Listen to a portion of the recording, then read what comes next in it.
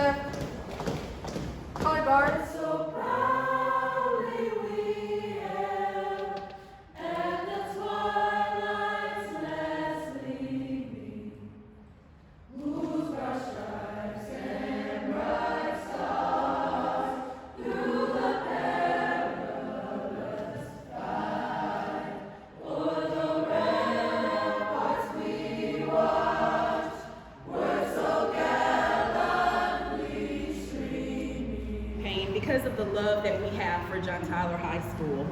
My husband and I, we purchased a brick, and we did it again. We just have such fond memories of our time at John Tyler, from him playing on the state championship team in '94 to me being a part of the band and being president of my class.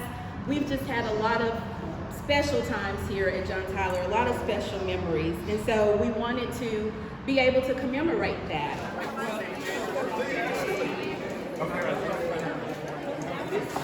Okay.